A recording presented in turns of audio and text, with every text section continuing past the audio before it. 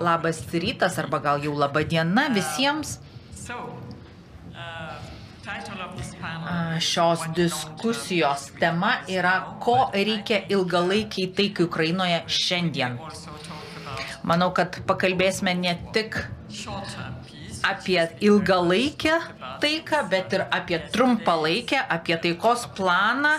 Vakar jau pradėta labai daug kalbėti.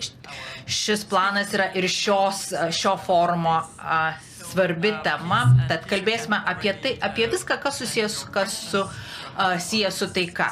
Galite užduoti savo klausimus ir slido.com platformoje jau. Pone Hara, norėčiau pradėti nuo jūsų.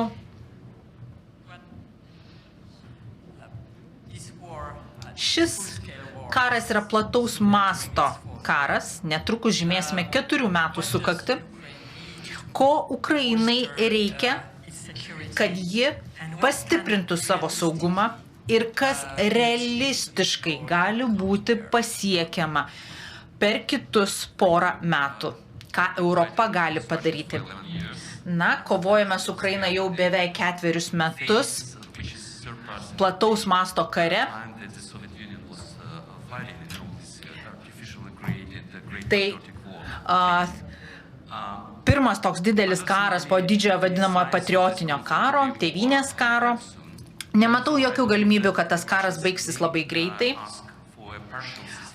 Rusija gali reikalauti, prašyti tarpinių paliaubų, kadangi Rusijos energetikos sektorius kenčia, nes tai yra jų pagrindinis pajamų šaltinis, bet aš tikrai nemanau, kad Ukraina ar Europa norėtų tokių paliaubų Rusijos sąlygomis. Paskutinis taikos planas yra iš esmės kapituliacija Ukrainos, tam nereikia mums JAV pagalbos. Kai kalbame apie saugumą, mes negalime sugalvoti kažkokių tai idėjų, kurių dar nebuvo išsakyta. Turime NATO, turime Šiaurės Atlanto organizaciją. Nėra galimybių užtikrinti Ukrainos saugumą, turint galvoje jos branduolinius pajėgumus, tai Ukraina pati neturi galimybės atgrasyti Rusijos ateityje. Būtent todėl to plano ir nėra. Kovojame dabar, plėtojame savo gynybos pramonę, siekdami sukelti didelį skausmą Rusijai ir norime ateityje gebėti pasipriešinėms konvencinėmis karo priemonėmis ir tikėkime, kad prisijungę prie NATO kažkada galėsime atgrasyti Rusiją ir nuo Europos. Iš tiesų, Rusija kelia grėsmę NATO. Rusija neturi jokios srities, kur dabar galėtų daryti savo įtaką. Baltarusija yra stebima, Moldova yra pažeidžiama. Visos šios valstybės, jeigu jos atsidurtų Europos Sąjungoje ar NATO, Rusija iš tiesų atsigręžtų į savo vidinius dalykus ir pabandytų pagerinti Rusijos gyvenimą, bet kol kas koncentruojasi į karo pastangas. Jūs minėjote Sakartvelą, kuri pusiau kolonijinė valstybė, ją įvardijote. Kaip manote, ar Sakartvelas prisijungs prie Rusijos kažkada? Tai, Sakartvelo visuomenė priešinasi tam integracijai į Rusiją. Tikrai nemanau, kad pasuks prorusiškuoju keliu. Tos tironiškos jėgos yra pasirengusios naudoti jėgą, net ir jėgą Sakartvele. Matome, kaip Lukašenka kovojo prieš protestuotojus, to paties galima tikėtis ir Rusijoje. Negalima protestuoti prieš KGB pareigūnus, turint omeny jų karinius pajėgumus ir pinigus. Todėl tų masinių protestų Rusijoje nėra. Kažkas tai turi liaudį remti. Pone Anna, Europa kalba apie saugumo garantijas, apie jas kalba, kokių priemonių reikės Ukrainai, ir ką gali jos sąjungininkai pasiūlyti Ukrainai realiai. Ačiū labai už šį klausimą, ačiū labai, kad pakvietėte mane dalyvauti forume, džiugu būti Vilniuje dar kartą. Norėčiau pradėti nuo turbūt klausimo išplėtimo. Kadangi pasiūlymų yra daug, jų girdime nemažai viešojo erdvėje, norėčiau pradėti nuo to, kas mano nuomonė yra pagrindinė rizika dar prieš svarstant saugumo garantijas. Didžiausia rizika, kurią dabar matau, yra ta, jog mes judame tokia kryptimi, kuria judėti nenorime, kur Ukraina būtų suniokota, neturėtų suverenumo, kas jau buvo paminėta, ir taptų Rusijos įtakos sferos dalimi. Tai būtų niokojantis efektas, tai būtų pražūtinga tiek Ukrainai, tiek Europai. Kai žiūrime į tuos taikos plano pasiūlymus, sudėtinės dalis, kai kurie labai aiškiai mato jų riziką, kai kurie ne. Todėl aš manau, kad labai pavojinga kryptimi judime. Kodėl egzistuoja ta rizika ir kodėl ją skubiai reikia spręsti? Mes turime sudėtingą dinamiką šio proceso. JAV nori taikos, Ukraina nori taikos, Europa nori taikos, mes esame atviri ir esame pasirengę vykdyti taikos dėrybas. Rusija nėra pasirengusi ir nenori to daryti. Todėl to proceso dinamika yra palankesnė Rusijai. Ir ji tempia mus į tą kryptimį, jog įgyvenimi Rusijos ilgalaikiai interesai ne tik suskaldyti Ukrainą, bet ir padaryti ją savo įtakos verge. Turint galvoje riziką, yra komponentų, sudėtinių dalių, kurie yra bendri. Mes bandome išlaikyti tą transatlantinį bendradarbiavimą ir vienybę sprendžiant Ukrainos klausimus. Todėl labai svarbu sutarti, jog Ukraina turi išlikti suverenia valstybe. Tai yra nepažeidžiama raudonoji linija. Kaip Aleksandras sakė, Ukrainai pačiai kapituliacijai nereikia. Sąjungininkui pati galėtų tą padaryti, bet mes to nenorime, žinoma. Antroji dalis turėtų būti vienybė ir ES narystės klausimo. Tos dėrybos sutarimo pasiekimas ES jau pradėtas pasiekti. Aš manau, kad Ukraina galėtų tapti ES nare, kai bus įgyventi 3 dalykai. Mes turime sukurti stabilią aplinką Ukrainai, kad Ukraina galėtų pasiekti narystės tikslus, kad turime stabilizuoti ir Europos tam tikrą prasme ateitį. Ukraina turi turėti stiprią kariuomenę, tai būtų pirmoji atgrasimo priemonė prieš bet ką, taigi reikia išlaikyti tam savo teritoriją, ją apsaugoti savo tautą ir institucijas, demokratinės institucijas. Jei to nepadarysi, Ukraina negalės tapti ES nare. Tai šie dalykai yra neatsiejami. Stipri kariuomenė, integruota į vakarų gynybos bazę. Tai yra svarbiausi dalykai ir jų pažeisti negalima. Antra, saugumo garantijos. Norinčiųjų koalicija Europoje dirba. Aš nežinau, kaip tas planas jų atrodo, bet svarbiausia sudėtinė dalis čia yra, jog šiai koalicijai vadovauja Jungtinė karalystė ir Prancūzija. Koalicija planuoja Europos pajėgų buvimą Ukrainoje, tai yra iššūkis. Kai kurie sako, kad tai yra nepatoki rizika, bet mano nuomonė rizika būtų dar didesnė, jei Europa tame procese nedalyvautų. Tai būtų labai aiškus signalas, atgrasomasis veiksnys Rusijai. Aš norėčiau, kad mes darytumėm daugiau net ir dabar šiuo klausimu, kurdami gynybos skydą arba turėdami tiesiog aiškiai matomas karinės pajėgas Ukrainoje. Aš manau, kad tai padėtų Rusiją atgrasyti ateityje. Žinoma, JAV turėtų būti viso šio proceso dalis. jei JAV nedalyvautų, Europa tikrai turėtų būti sprendimo dalis, turėtų suteikti garantijas būti Ukrainoje tiek, kiek Ukrainai reikėtų, kad Ukraina galėtų išlaikyti savo suverenumą. Man tai labai svarbu ir manyčiau, tai yra svarbus punktas. Trečias punktas būtų, jog NATO turi būti atvira narystei, Ukrainos narystei. Ji yra ir dabar atvira. Aš manyčiau, kad NATO turi atvirų durų politiką. Mes turime tokį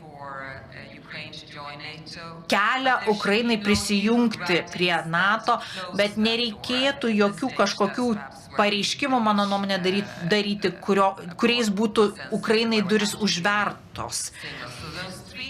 Taigi šie trys komponentai turi būti. Jeigu mes uždarysime NATO duris, Ukrainai taptų sunku įstoti ir į Europos Sąjungą, nes NATO yra Europos saugumo infrastruktūros dalis, tai mes turime tos struktūros komponentus išlaikyti. Tikiu, jog būtų dar geriau, jei turėtumėm stipresnį aljansą, tokį sutarimą tiek už Atlanto, tiek čia, kad suprastumėm, koks svarbus Ukrainos suverenumo aspektas. Taip pat stipri kariuomenė, Europos norinčiųjų koalicija, atviros duris NATO. Jeigu galėtumėm išlaikyti tą struktūrą, manau, galėtumėm siekti ir taikos. Ačiū, Ana. Bet tai yra visiškai priešinga. Jūsų 3 punktai prieštarauja 28 punktų taikos planui. Tai, kas įvardyta ten. Būtent todėl aš ir miniu tuos 3 punktus, turėdama galvoje tą planą. Tai buvo aišku tikrai. Ambasadorių Tildė. Prezidentas Zelenskis prieš kelias dienas buvo Ankaroje, kalbėjosi su prezidentu Erdoganu. Gal galėtumėt jūs pakalbėti apie Turkijos vaidmenį? Kokį vaidmenį Turkija galėtų vaidinti, užtikrinant taiką Ukrainoje? Visų pirma, dėkui už kvietimą, malonu grįžti į Vilnių. Manau, kad mūsų diskusija yra labai savalaikė, kai tiek daug spėliojame, kai daug yra įvairiausių gandų apie galimą taikos susitarimą. Visų pirma, kelios pastabos tuo klausimu, o paskui pabandysiu grįžti prie Anos išvardytų punktų. Mes visi norime taikos. Visi norime, kad būtų nutrauktas besitęsiantis karas. Ukrainos tauta didvyriškai gina savo šalį, bet kenčia. Kenčia, nes gina ir europinį saugumą. Ir tą turime pripažinti. Visų pirma, bet koks taikos susitarimas turėtų vadovautis keliais esminiais principais. Principais, kurie yra įtvirtinti įvairiuose dokumentuose. Jungtinių tautų chartija, saugumo organizacijos steigimo dokumentuose, Europos Sąjungos steigimo dokumentuose.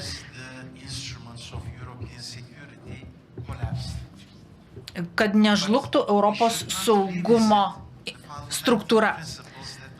Mes neturėtumėm keisti pagrindinių Europos saugumo principų. Vienas jų yra pagarba valstybių suverenumui, teritoriniam nedalomumui. Tarptautiniu mastu pripažintų sienų nepažeidžiamumo principą taip pat reikia prisiminti. Mes negalime grasinti jėga kitoms šalims, tai neturėtų būti daroma. Kita problema, jau paminėta, NATO durų atvėrimas.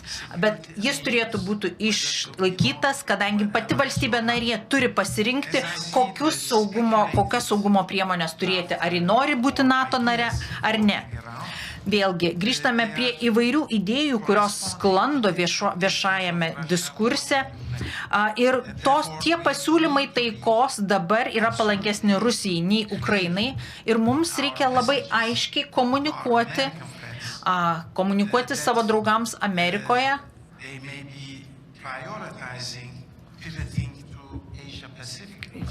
kurie dabar daugiau ir kurių žvilgsnis krypsta į Indijos ir Ramiojo vandenyno valstybės. Bet taikos pasiūlymas, kuris dabar prilygtų Ukrainos kapituliacijai, problemos neišspręstų nei šiame regione, nei kituose. Dabar viskas gali atrodyti pakankamai ramiai, bet aš esu tikras, kad Rusija persigrupuos, apjungs savo tuos pajėgumus, kuriuos dabar turi, ir esu tikras, vėl pradės naują konfrontaciją. Ukraina turėtų būti prie derybų stalo. Lygiai taip pat reikėtų konsultuotis ir su europiečiais.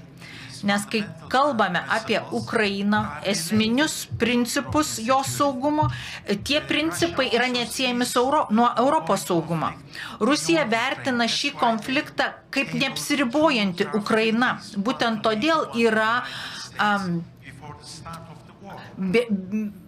buvo 2 pasiūlymai ir 2 galimi variantai dar ir prieš karui prasidedant. Būtent todėl Ukrainoje pabaiga yra tokia svarbi Europos saugumui. Kalbant apie mano šalies galimą indėlį ir vaidmenį, kaip jūs prisimenate, turbūt visi, Turkija organizavo pirmuosius abiejų šalių susitikimus Antalijoje ir Stambule 2022 metais. Praėjus mėnesiui nuo karo pradžios. Šiais metais mes organizavome dar ir 3 dėrybų raundus, tiesioginių dėrybų raundus. Turkija itin aktyviai dalyvavo pasirengimo procese, taip pat dvišalėse konsultacijose tarp Rusijos ir Ukrainos. Tad mes turime individualių pozicijų istoriją, žinome ją ir Turkija gali turėti ir vaidinti vaidmenį čia. Kitas pavyzdys būtų grūdų sandoris. Turkija vaidino labai svarbų vaidmenį kartu su jungtinėmis tautomis, kad būtų pasiektas susitarimas dėl grūdų eksporto, siekiant užtikrinti apsirūpinimą maistu. Turkija prisidėjo ne tik palengvindama šio sandorio sudarymą, ji taip pat prisideda ir prie to sandorio įgyvendinimo, turėdama regioninio koordinavimo centrą Stambule. Turkija dalyvauja ir keičiantis belaisviais, siekiant susitarimo dėl apsikeitimo belaisviais. Tad aš iš tiesų manau, kad Turkija yra realiai šalis, kuri gali prisidėti prie taikos dėrybų. Taip, galbūt kartais būna nesusipratimų dėl Turkijos pozicijos, tokių nesusipratimų buvo daugiau praeitie nei dabar, bet Turkija laiko Ukrainą strateginę partnerę. Gerą 10-metį jau plečiame savo bendradarbiavimą įvairiose srityse, įskaitant gynybos pramonę. Taip, su Rusija kalbame mes aukščiausiojų lygmenių, bet tai nereiškia, kad ją mylime. Mums su Rusija reikia konsultuotis, koordinuoti veiksmus, nes Rusija yra susijusi su konfliktais tose srityse, kur yra ir kur dalyvauja Turkija. Mes turime kalbėti su Rusija taip, kaip ir pavyzdžiui, kaip JAV kalbėjusi su Rusija, sprendžiant konfliktą klausimą Sirijoje.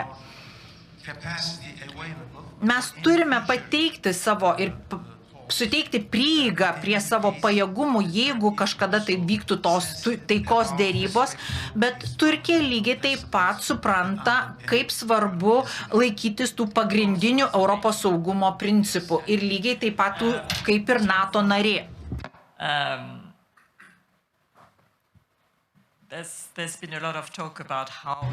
Daug kalbėjome apie tai, kaip šis konfliktas pakeitė karybą. Ir visgi kovojame gan tradiciškai 20-ojo amžiaus metodais, tam tikrą prasme ir kai kuriais atvejais. Gal galėtumėte, kaip būdamas karybos ekspertas, pasakyti, kaip pasikeitė šis karas technologijų prasme? Gal galėtumėte šiek tiek pakalbėti apie tą fronto linijos dinamiką? Žinoma, dėkoju už kvietimą. Pirmiausia, noriu pasakyti, kad karas nėra sprendžiamas karo mūšyje. Jo baigtis yra sprendžiama prie stalo. Ir visiškai sutinku dėl to su ambasadoriumi. Tam tikra, galbūt nesutinku dėl taikos plano pasiūlymų. Tačiau jeigu pagrindinis tikslas priversti Ukrainą ir Rusiją sėsti prie derybų stalo ir tartis dėl kažkokių tai dalykų, amerikiečiai ir bando įkalbėti tiek rusus, tiek ukrainiečius pasodinti ir jau bandė tą daryti ir anksčiau. Ko gero, link ten mes judame. Kalbant apie karybą, per daug dėmesio skiriama technologijoms kare. Conan Doilis anksčiau kalbėdavo apie žmonės, idėjas ir mašinas, būtent tokia eilės tvarka. O dabar, man atrodo, per daug kalbame apie tai, kad kovoje naudojamos technologijos. Ne, Ukrainoje kovoja vyrai ir moterys fronto linijoje, drąsūs kariai. Ir galime suburti visus pasaulio karius į vieną vietą, bet jeigu jie nebus tinkamai apmokyti, neturės tos lyderystės reikiamos, nieko nepasieksim. Tai dėl to, man atrodo, reikėtų atsargiai kalbėti apie karą Ukrainoje. Ten nėra to esminio oro elemento, trūksta to amerikiečių turimo pajėgumo ore ir tų mūšių. Rusų pajėgos, žinoma, daugiausia apšaudymą atliko raketomis iš oro, o ukrainiečių pajėgumai šiek tiek kitokie ir, man atrodo, tiek Rusijos kariuomenė, ko gero, 22 metais, kuri buvo sunaikinta, dabar jau, sakyčiau, trečioji armija kovoja kare, hibridinė ta maišyta armija, kuri kovoja Donbase. Tai pirmiausia, išskirčiau 3 maždaug sritis. Pirmiausia, karo pobūdis nepasikeitė. Jis kruvinas žmonių kovojamas mūšis, kur emocijas nulemtos baimės. Galbūt pobūdis šiek tiek karo pasikeitė.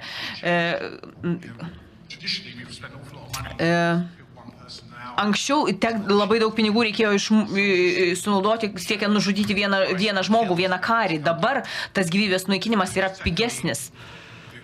Kitas aspektas, tai kad dronai, kuriuos matome Ukrainoje,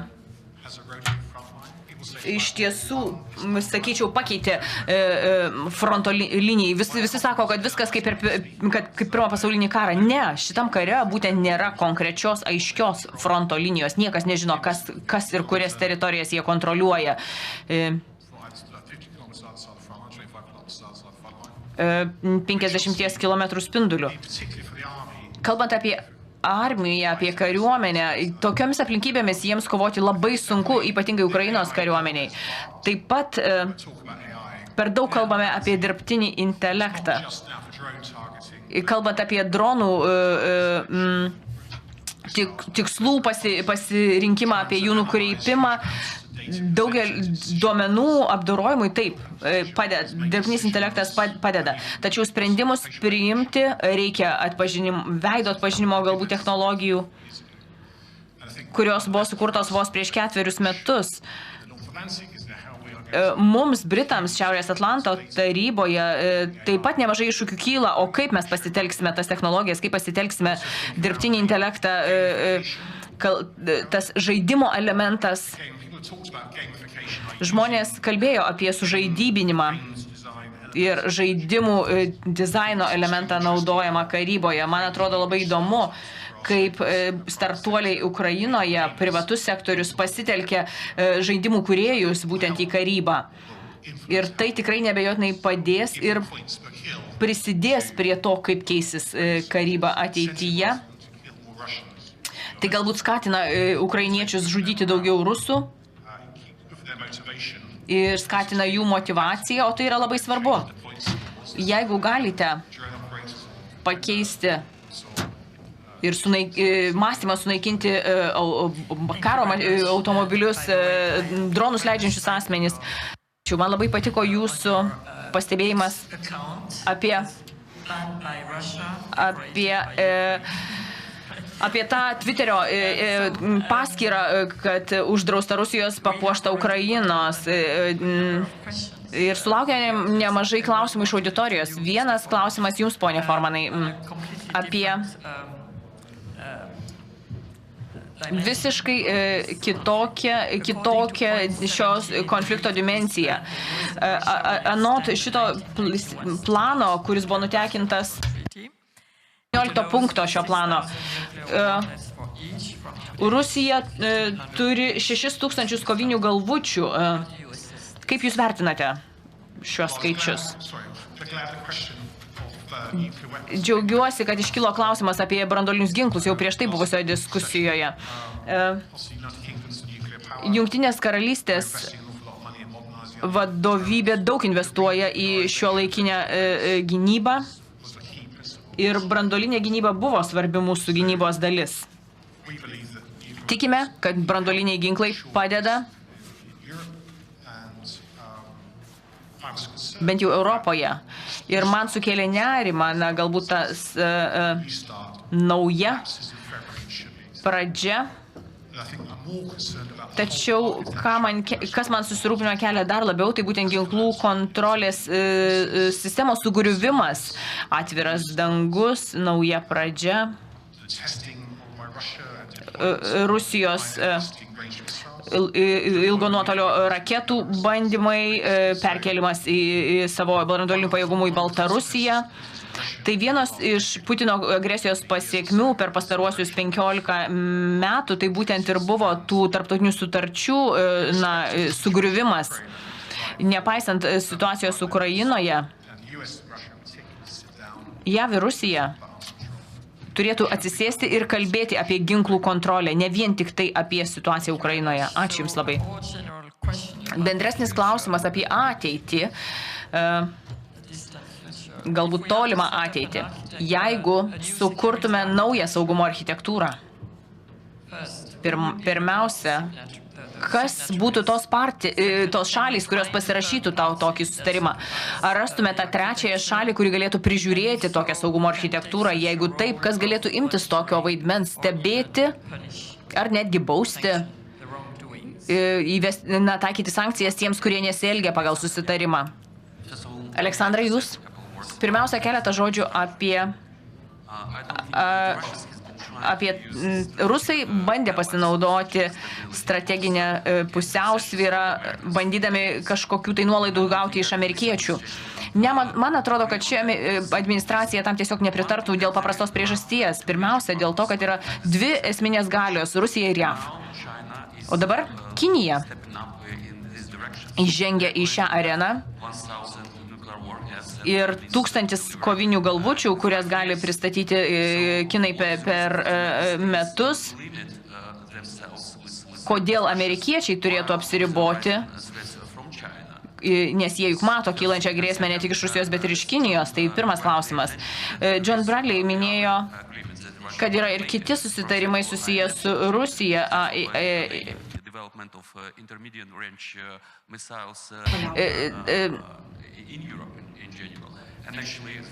Tai rusai taip pat nesilaikė ir kitų apsiginklavimo susitarimų. Tai nėra priežasties amerikiečiams atsisakyti savo ambicijų, nes jie aiškiai mato ir kinus, ir jų ambicijas.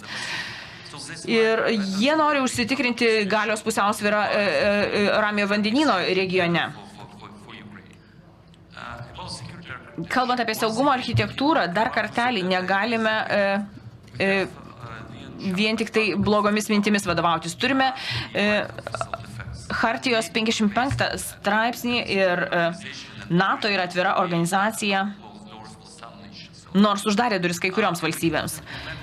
Negalime nieko naujo išrasti, negalime kviesti Rusijos tapti šios saugumo architektūros dalimi, nes jie yra revizionistinė jėga, nori išlaikyti tą dabartinę kovinę padėtį. Brežnevas tam pritarė 1935 metais. Dabar rusai bando tą pakartoti. Tai negalime kažko naujo sukurti su Rusija, išskyrus tai, kad galime daugiau investuoti ir išlaikyti NATO. Ir kažkada ateityje galbūt JAV pasitrauks iš Europos saugumo architektūros, tai europiečiams teks perimti savo atsakomybę už saugumą patiems. Anot šaltinių, Europai reikės skirti iki $1 trilijono, kad galėtų pasirūpinti savo saugumo pajėgumais, gynybiniais pajėgumais. Turite pakankamai laiko ir išteklių, kad galėtume sukurti išties europinę gynybos sistemą. Aš tik tiesiog norėčiau papildyti. Man atrodo labai svarbu atskirti kažkokias laikinas struktūras, kurios gali būti taikos susitarimo dalis, ir apskritai bendra Europos saugumo architektūra. Tai yra du skirtingi dalykai. Bendra saugumo architektūra yra pagrįsta NATO ir Europos Sąjungos įsipareigojimais, ir tai yra esminiai ekonomikos ir saugumo garantai. Ukraina priklauso šiai saugumo sistemai ir tas kelias yra aiškus ir kitos valstybės turėtų tą aiškiai suprasti. Mes turime dieną naktį dirbti, kad išlaikytume visą tai, ir tai gali būti mūsų vienintelės ir geriausios pastangos judant šią linkmę. Norėčiau atkartoti tai, ką pasakė labai išmintingai Ana. Taip, turi būti matomas aiškus atskirimas tarp tų dviejų elementų. Kita vertus, europiečiai, NATO ir kituose formuose turėtų gebėti apmąstyti Europos ateities saugumo architektūrą. Paprastai turime imtis pasitikėjimą skatinančių priemonių ir jas laikyti antrimenėmis priemonėmis, nesureikšminti jų. Tačiau, kad apie ką kalbėtume, tai besitęsiantis karas arba kaip jį baigti, tai yra taip glaudžiai susiję su Europos ateities saugumo architektūra, kad turi vykti rimtos diskusijos ir jos turi prasidėti Europos sostinėse, kad būtume pasiruošę, kai ateiks toks laikas, kad turėtume tuos reikiamus komponentus, elementus, kai jau bus pasiektas taikos susitarimas, kad galėtume papildyti tas esamas pastangas.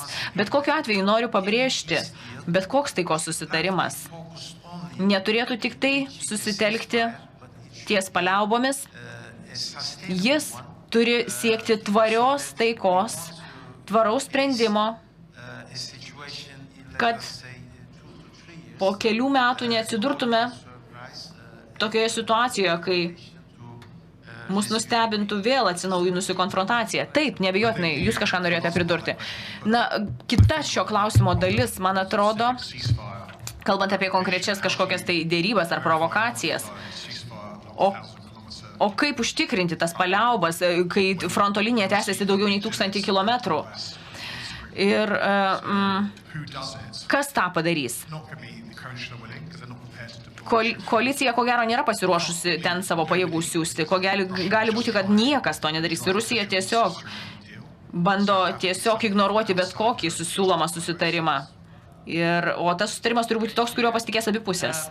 Taip, labai aišku, dar vienas klausimas, kuris yra gan bendros apriepties. Žinau, kad ko gero bus nelengva jį atsakyti. Jis atspindi gan gerai tai, ką mes girdime ir mūsų viešosiose apklausose, ką sako viešoji nuomonė. tebesitęsiant Rusijos hibridinėms atakoms Europoje ir turint tas nerealistinės taikos, viltis, lūkesčius, kaip Europa gali ir toliau demonstruoti savo nesvyruojančią paramą Ukrainai, kaip Europa gali parodyti, kad mes nebijome. Na, aš pradėsiu ir pasakysiu, kad manau, kad Europa pakyla ir ne tik kalbu apie Europos Sąjungą, bet ir kitas šalis esančias Europoje. Ir aš turiu skaičių, kurie rodo, kad Europa nesusitaiko su esama situacija. Nuo 21 metų Europa išleido 77 milijardus dolerių ar eurų ir per ateinančius išleis dar trilijoną, ateinančius metus išleis dar trilijoną metų gynybai. Ir tai viršyje JAV išlaidas gynybai ir tai yra gerai. Pirmą kartą tai viršyje JAV išlaidas gynybai. Tai yra labai daug europesimistų, kurie apie Europos ateitį svarsto labai niūriai. Tačiau klausimas, ar turėtume daugiau daryti atsparumui, ar didindami mūsų atsparumą, siekdami atremti konvencijas ir nekonvencinės grėsmės iš Rusijos, tai be abejo. Ir bent tą 1,5% padidinti BVP skiriamo dalį gynybai, kaip jau sakė ministras. Man atrodo svarbus, kad kalbėti apie tai. Turime daugiau kalbėti su visuomenė, politinės lyderystės šiuose klausimuose, kurie yra sudėtingi, hibridinė karyba, apie kurią mes kalbėjome, hibridinė karyba, hibridinės atakos ir veiksmai. Čia tonas tampa aštresnis, bet mes vis dar nekalbame su visuomenė, kurie dažniausiai galvoja apie kitus dalykus, apie mokyklas, sveikatą, kodėl neatvažiavo šį rytą autobusas, kodėl maistas toks brangus po to, kai prasidėjo karas. Ir kalbėdami apie hibridinės gynybą ar grėsmes, nelaimime rinkėjų balsų. Ir čia yra tas svarbus niuansas. Ir ne tik tai Šiaurės ar Baltijos valstybėse tai aktualu. Tai yra realybė kitose Europos valstybėse. Aš nemažai keliauju ir nevyksta tie forumai, nevyksta tas kalbėjimas su visuomenė. Ir taip, tik tai tokiu būdu mes galime užsitikrinti tą ilgalaikę paramą Ukrainai, rodydami gyventojams, kaip saugumas Ukrainoje lemia visos Europos saugumą. Taip, atrodo geografiškai ji toli, tačiau mes visi esame priklausomi nuo tos situacijos Ukrainoje. Mes turime suvokti, kad ta pavojinga situacija, kurioje šiuo metu naviguoja Europa, veikia mus visus, mes turime suvokti, kokios tos grėsmės yra ir iš kur jos kyla. Man atrodo, tam reikia daug pokalbių, kaip Ana ir sakė. Kai kalbame apie visuomenės atsparumą, kovojant su hibridinėmis kovomis, grėsmėmis, atsiprašau, tam reikia iš tiesų visuomenių susitelkimo ir